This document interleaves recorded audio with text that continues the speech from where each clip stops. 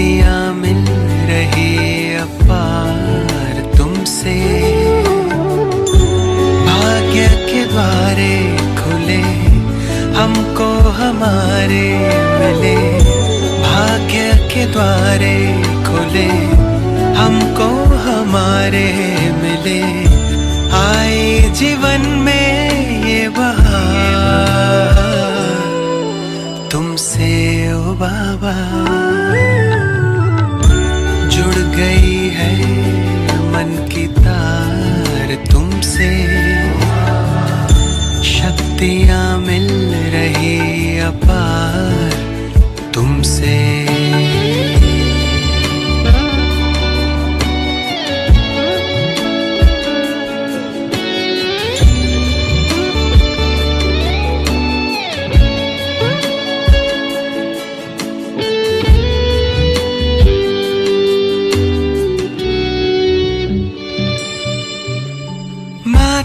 पिता सद्गुरु सखा तुम्ही तो एक हमारे हो।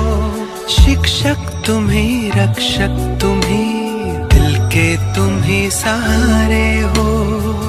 मिला सारे रिश्तों का प्यार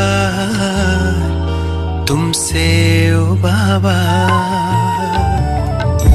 जुड़ गई है मन की तार तुमसे,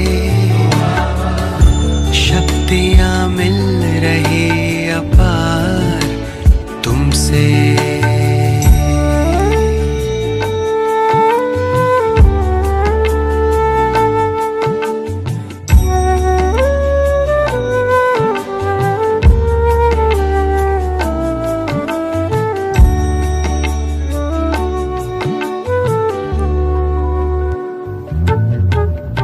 दुनिया से दूर तारों के गाँव तुम मुझे ले आए हो। कांटों से दूर फूलों की छाँव में मुझे बिठाए हो। किरणों की बाहों का तुमसे ओ बाबा। जुड़ गई है मन की तार तुमसे, शक्तियाँ मिल रही अपार तुमसे। भाग्य के द्वारे खुले हमको हमारे मिले। आए जीवन में बहार तुमसे ओ बाबा। जुड़ गई है मन की तार तुमसे, शक्तियाँ मिल रही अपार तुमसे। जुड़ गई है मन की तार तुमसे।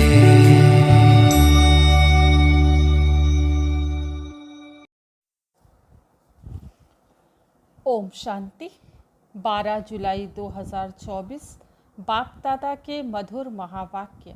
मीठे बच्चे, तुम्हें साहिबजादे सो शहजादे बनना है, इसलिए याद की यात्रा से अपने विकर्मों को भस्म करो। प्रश्न, किस एक विधि से तुम्हारे सब दुख दूर हो जाते हैं? उत्तर, जब तुम अपनी नज़र बाप की नज़र से मिलाते हो तो नज़र मिलने से तुम्हारे सब दुख दूर हो जाते हैं, क्योंकि अपने को आत्मा समझकर बाप को याद करने से सब पाप कट जाते हैं। यही है तुम्हारी याद की यात्रा।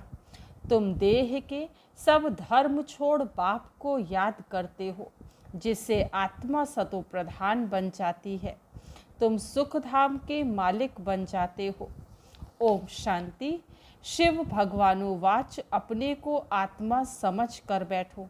बाप फरमाते हैं, शिव भगवानुवाच माना ही।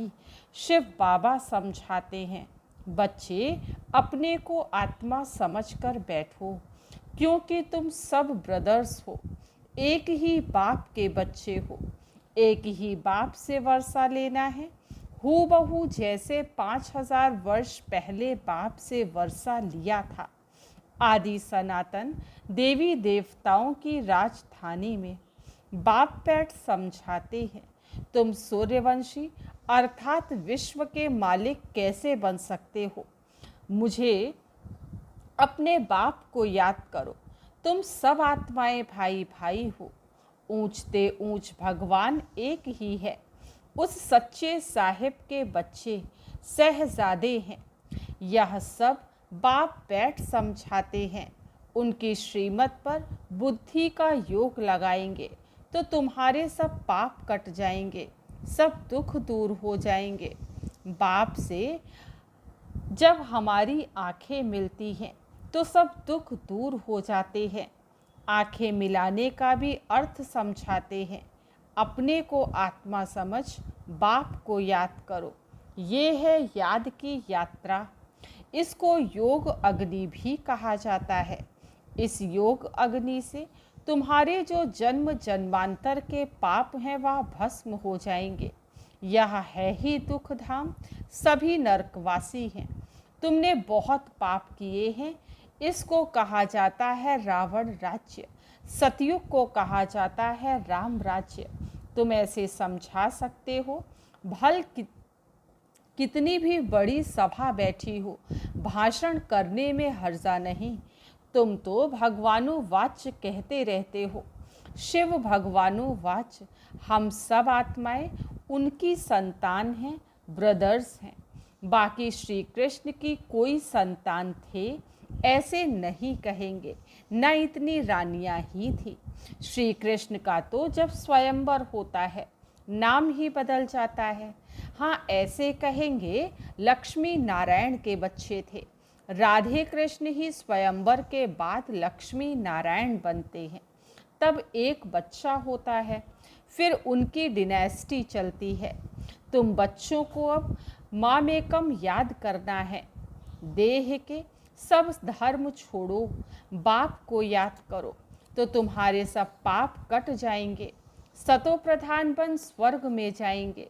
स्वर्ग में कोई दुख होता नहीं, नरक में अथाह दुख है, सुख का नाम निशान नहीं। ऐसे युक्ति से बतलाना चाहिए।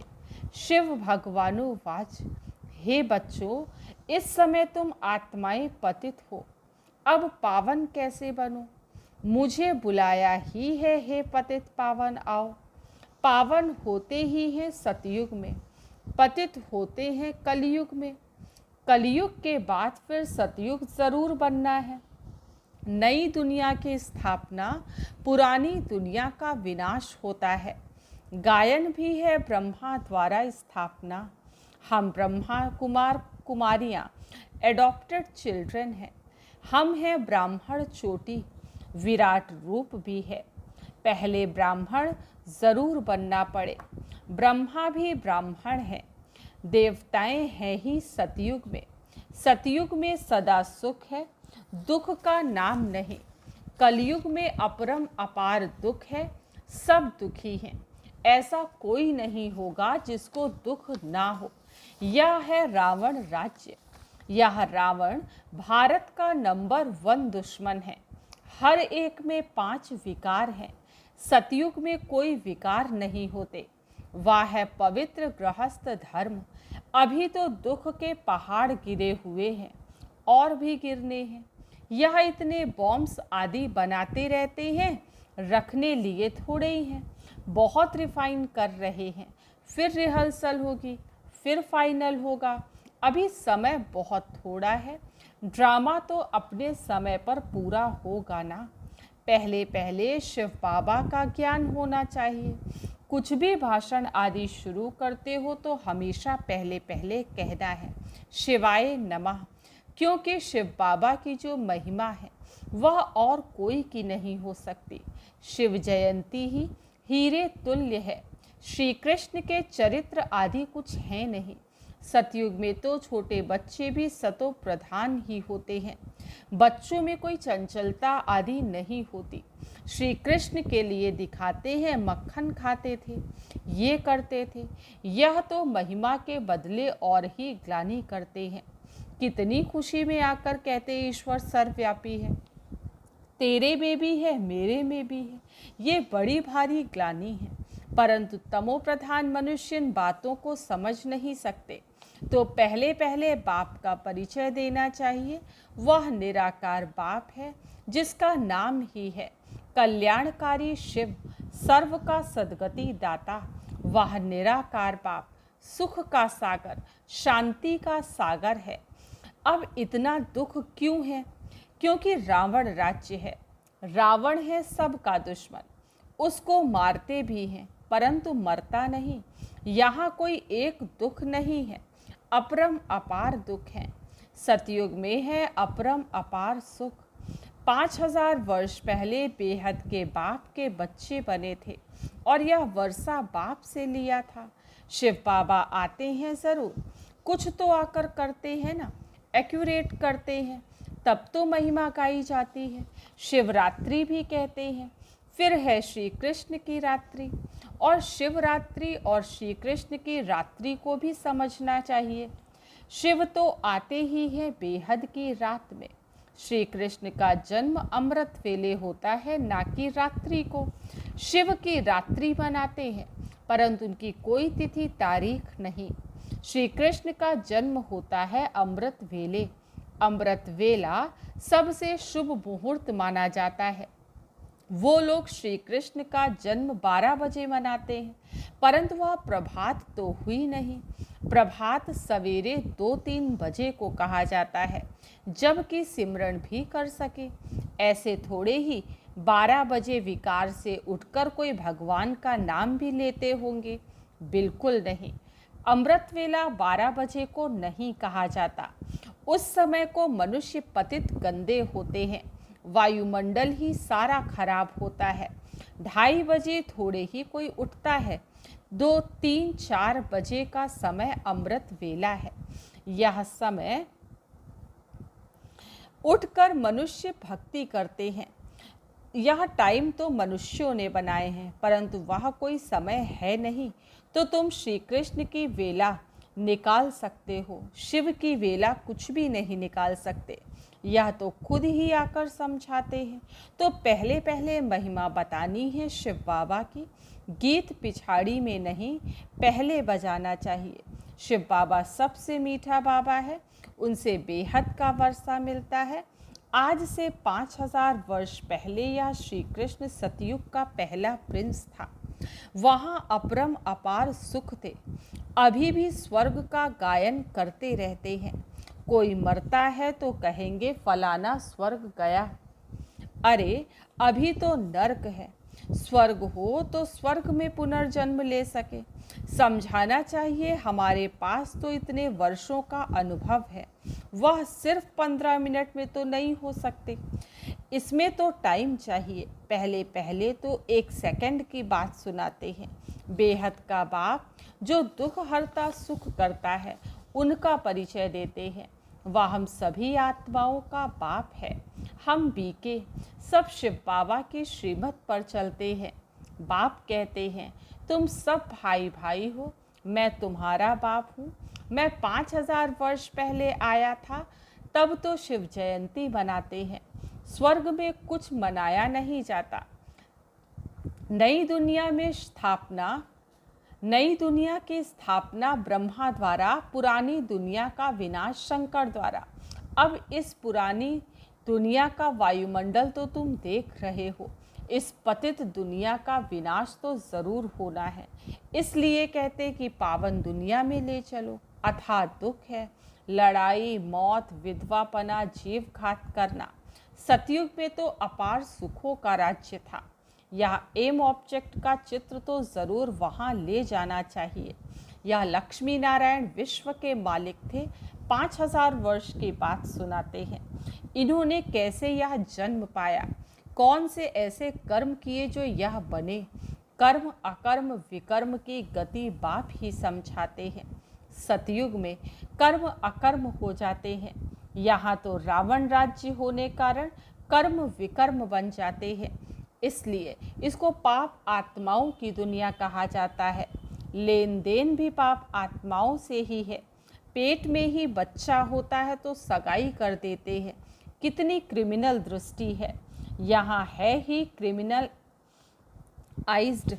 सतयुग को कहा जाता है सिविलाइज्ड। यहाँ आंखें बहुत पाप करती हैं, वहाँ कोई पाप नहीं करते। सतयुग से लेकर कलयुग अंत तक हिस्ट्री ज्योग्राफी रिपीट होती है। यह तो जानना चाहिए ना, दुख धाम सुख धाम क्यों कहा जाता है। सारा मदार है पतित और पावन होने पर, इसलिए पाप कहते हैं। काम महाशत्रु है, इसको जीतने से तुम जगत जीत बनेंगे। आधा कल्प पवित्र दुनिया थी जिसमें श्रेष्ठ देवताएं थे, अब तो भ्रष्टाचारी हैं। एक तरफ कहते भी हैं यह भ्रष्टाचारी दुनिया है, फिर सबको श्री श्री कहते रहते, तो जो आता है वह बोल देते हैं। ये सब समझना है। अब तो मौत सामने खड़ा है। बाप कहते माम एकम याद करो तो तुम्हारे पाप कट जाएंगे, तुम सतो प्रधान बन जाएंगे, सुखधाम के मालिक बनेंगे। अभी तो है ही दुख, कितना भी वे लोग कॉन्फ्रेंस करें, संगठन करें, परंतु इनसे कुछ भी होना नहीं है। सीढ़ी नीचे उतरते ही जाते हैं।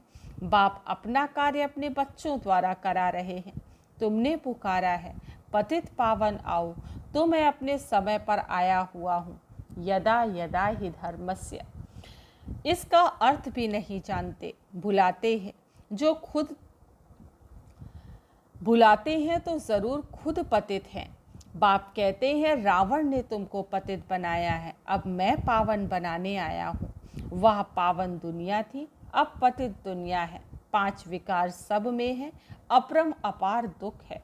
सब तरफ अशांति ही अशांति है। जब तुम बिल्कुल तमो प्रधान पापात्मा बन जाते हो तब मैं आता हूँ। जो मुझे सर्वव्यापी कह मेरा उपकार करते हैं, ऐसे ऐसे पर भी मैं उपकार करने आता हूँ। मुझे तुम निमंत्रण देते हो कि इस पतित रावण की दुनिया में आओ, पतित शरीर में आओ। मुझे भी तो रथ तो चाहिए ना, पावन रथ तो चाहिए नहीं। रावण राज्य में है ही पतित, पावन कोई है नहीं। सब विकार से ही पैदा होते हैं। यह विशस वर्ड है, वह है वाइसलेस वर्ड।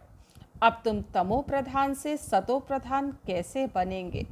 पतित पावन तो मैं ही हूँ, मेरे साथ योग लगाओ।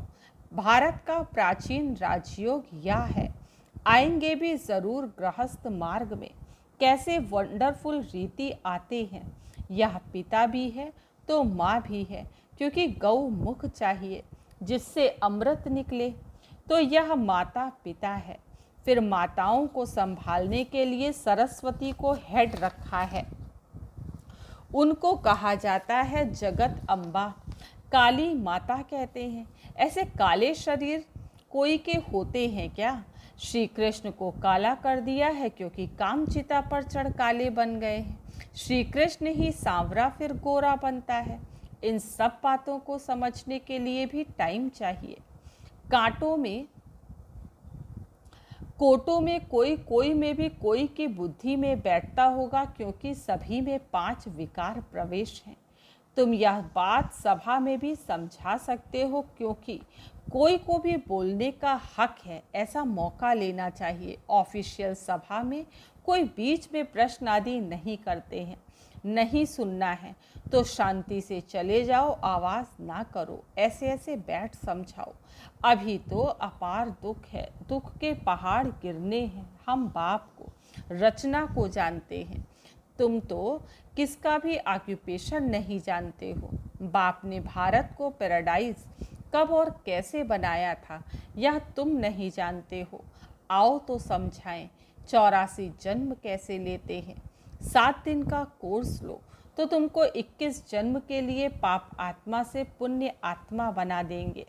अच्छा, मीठे मीठे सिकील दे बच्चों प्रति माता पिता बाप दादा का याद प्यार और गुड मॉर्निंग।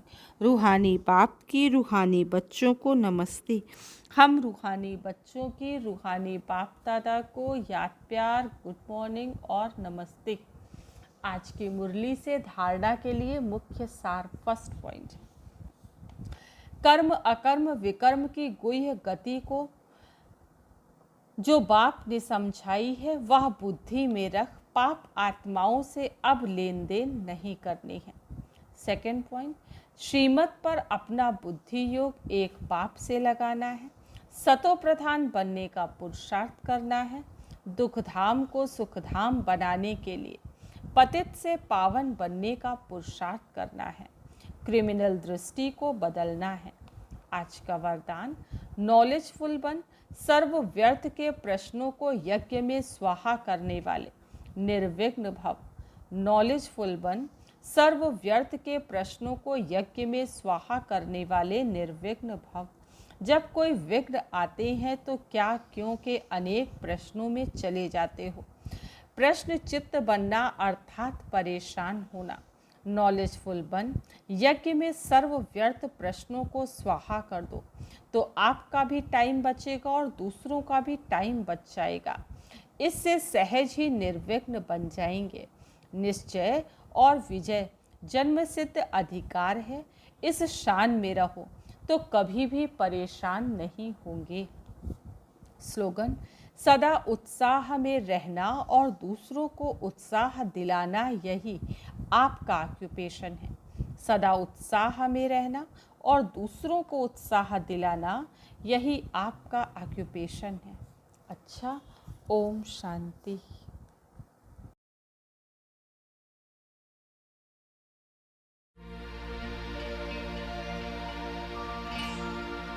तुम्हारा प्यार हो बाबा, हो बाबा।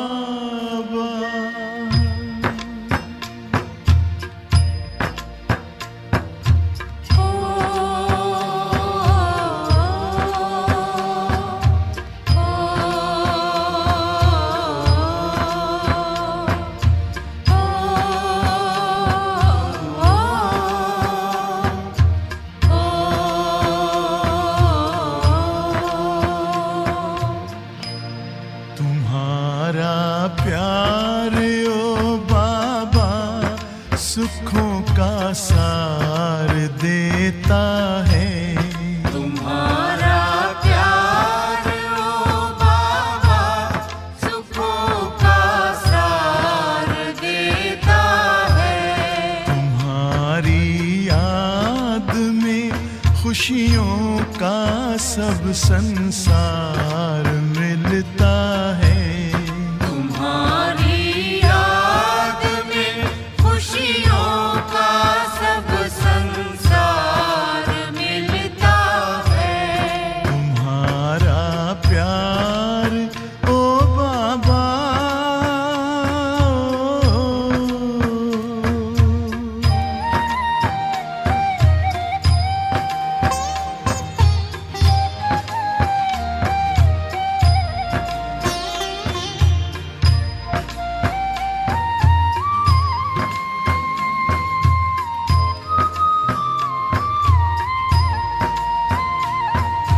तेरे हाथों में जिसने हाथ अपना दे दिया बाबा,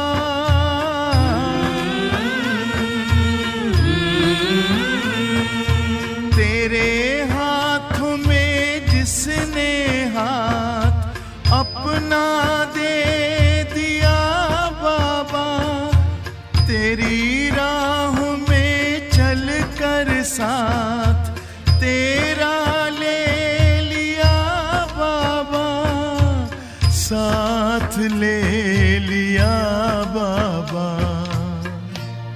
कमल के फूल सा जीवन जगत में उसका खिलता है। तुम्हारा प्यार ओ बाबा,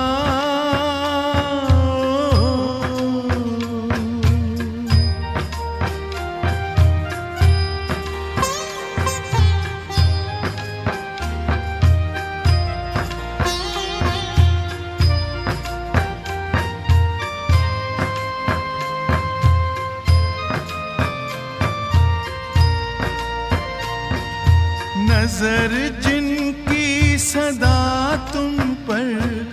बसे जिस दिल में बस तुम हो,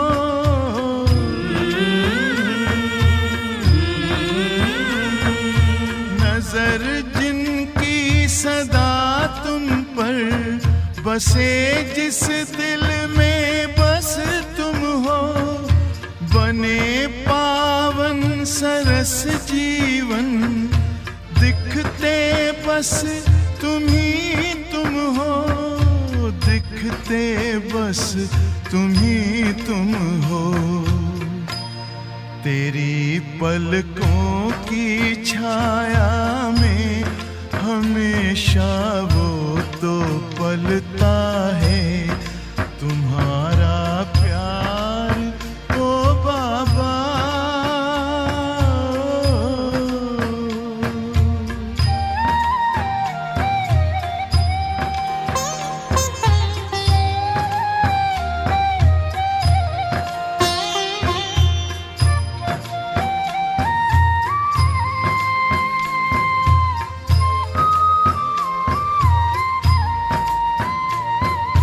जिसे तू मिल गया बाबा नशा नारायणी उसको,